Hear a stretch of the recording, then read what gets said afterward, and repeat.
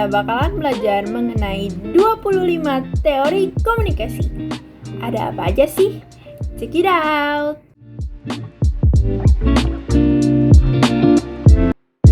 Teori yang pertama, ada teori pembentukan opini publik.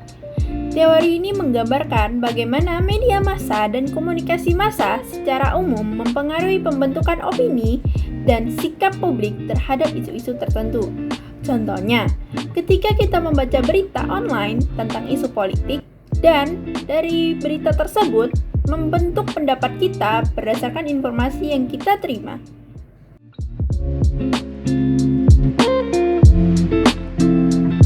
Teori yang kedua, teori efek terpadu. Teori ini menggabungkan beberapa efek komunikasi seperti efek pembentukan opini publik, efek agenda setting, dan efek pemahaman. Contohnya, ketika kita menonton iklan produk baru di televisi, kemudian kita berbicara dengan teman-teman kita tentang keinginan kita untuk mencoba produk tersebut.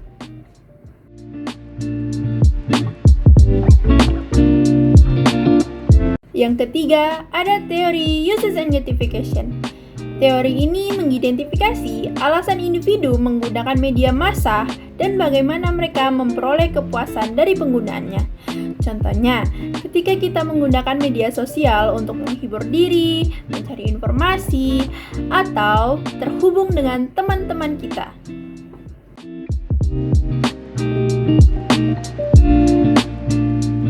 Yang keempat, ada teori agenda setting. Teori ini menyatakan bahwa media massa memiliki kekuatan untuk menetapkan agenda berita dan mempengaruhi apa yang dianggap penting oleh masyarakat. Contohnya, ketika kita membahas topik berita utama yang disiarkan di berbagai media dengan rekan kerja atau keluarga.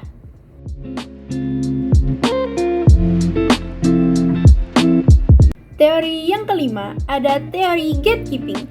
Menjelaskan bagaimana editor media memilih, mengedit, dan mengatur berita yang akan disiarkan kepada publik. Contohnya, ketika editor sebuah majalah memilih artikel yang akan dimuat berdasarkan relevansinya dengan tema majalah tersebut.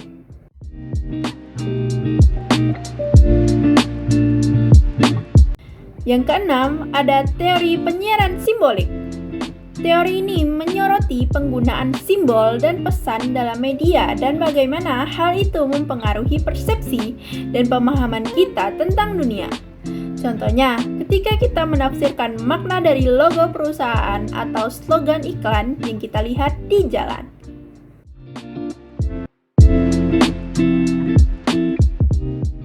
Teori yang ketujuh, teori persuasi. Teori ini mengidentifikasikan teknik-teknik persuasif yang digunakan dalam komunikasi untuk mempengaruhi sikap dan perilaku individu. Contohnya, ketika seorang salesperson meyakinkan kita untuk membeli produk tertentu melalui presentasi persuasif.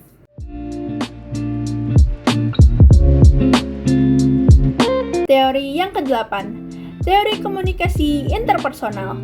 Teori ini mempelajari interaksi antara dua individu dalam situasi tatap muka dan bagaimana pesan disampaikan dan diterima. Contohnya, ketika kita berbicara dengan pasangan untuk menyelesaikan konflik atau memperkuat hubungan.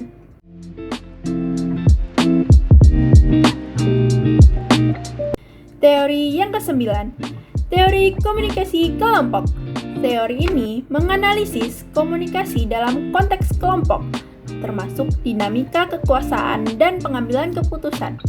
Contohnya, ketika kita berdiskusi dengan teman-teman kita untuk membicarakan perjalanan liburan bersama.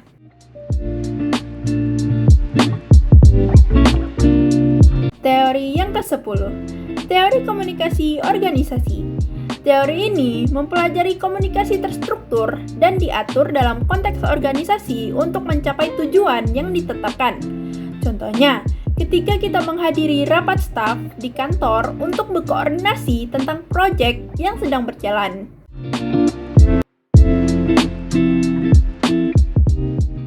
Teori ke-11, teori komunikasi nonverbal. Teori ini mengamati penggunaan bahasa tubuh, ekspresi wajah, dan gerakan fisik dalam komunikasi. Contohnya, ketika kita mengangguk sebagai tanda persetujuan atau menggelengkan kepala sebagai tanda penolakan.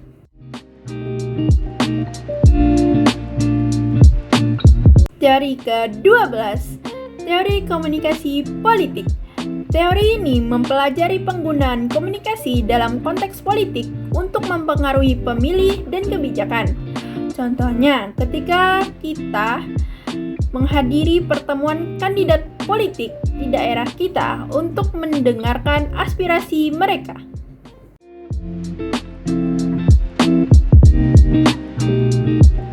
Teori ke-13, teori komunikasi massa. Teori ini mengkaji bagaimana media massa menyebarkan pesan kepada audiens yang luas. Contohnya, ketika kita menonton acara berita di televisi atau membaca koran pagi untuk tetap update dengan berita terbaru.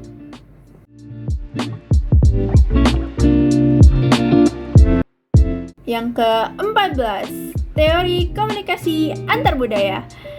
Teori ini mempelajari komunikasi antar individu atau kelompok dari budaya yang berbeda. Contohnya, ketika kita mempelajari tata cara yang berbeda saat berinteraksi dengan orang dari budaya yang berbeda di tempat kerja.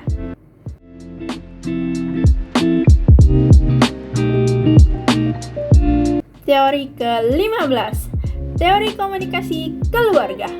Teori ini menganalisis dinamika komunikasi di antara anggota keluarga dan bagaimana itu mempengaruhi hubungan keluarga. Contohnya, ketika kita berbicara dengan anggota keluarga untuk merencanakan jadwal makan malam bersama.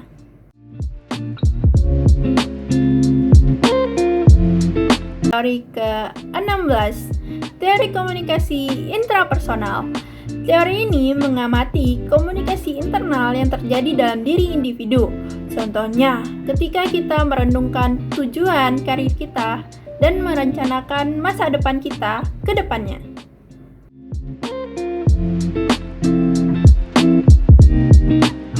Teori ke-17, teori komunikasi sosial.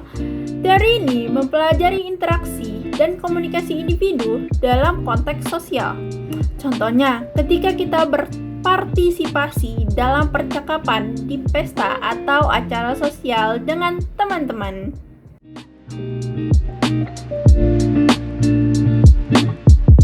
Teori ke-18, yaitu teori penerimaan dan pengolahan informasi.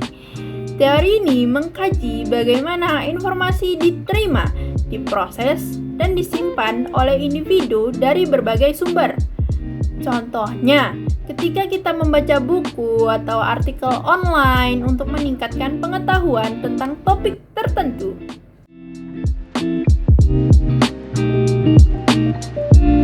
Teori yang ke-19, teori pemberdayaan komunikasi. Teori ini mempelajari bagaimana komunikasi dapat memberdayakan individu atau kelompok untuk mengambil tindakan atau mengubah situasi. Contohnya, ketika kita mengorganisir kampanye amal atau acara untuk mendukung sebuah penyebab yang kita percayai.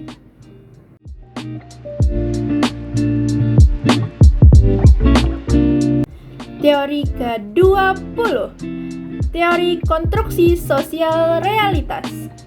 Teori ini menggambarkan bagaimana realitas sosial dipahami, dibangun, dan dipertahankan melalui proses komunikasi. Contohnya, ketika kita membentuk pandangan kita tentang dunia berdasarkan informasi yang kita terima dari media dan pengalaman pribadi.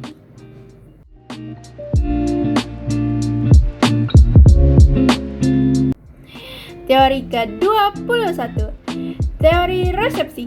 Teori ini menganalisis bagaimana audiens memahami dan memberikan makna terhadap pesan yang diterimanya dari media. Contohnya, ketika kita membahas film yang baru saja kita tonton dengan teman-teman kita dan berbagi interpretasi kita tentang ceritanya.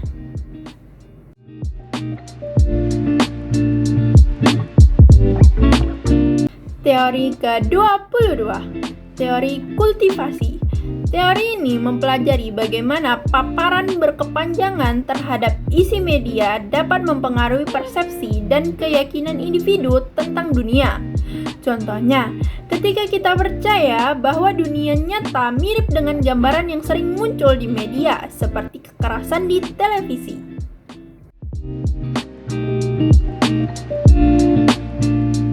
Teori 23. Teori komunikasi digital. Teori ini mengamati komunikasi yang terjadi melalui platform digital seperti media sosial, email, dan pesan teks. Contohnya, ketika kita mengirim pesan teks kepada teman untuk mengatur pertemuan atau berbicara melalui platform media sosial.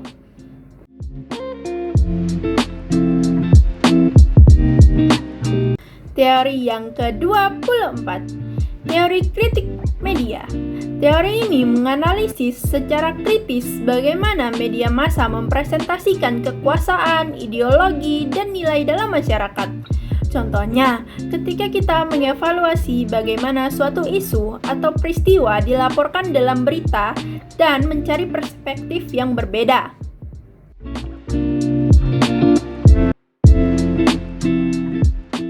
Teori 25. Teori komunikasi gender. Teori ini mempelajari bagaimana gender mempengaruhi pola komunikasi dan konstruksi identitas dalam masyarakat. Contohnya, ketika kita memperhatikan perbedaan dalam gaya komunikasi antara pria dan wanita dalam interaksi sehari-hari. Itulah penjelasan mengenai 25 teori saya. Dengan mengenali dan memahami aplikasi teori-teori komunikasi dalam situasi sehari-hari, kita dapat meningkatkan pemahaman tentang bagaimana komunikasi dapat mempengaruhi berbagai aspek kehidupan kita. Terima kasih.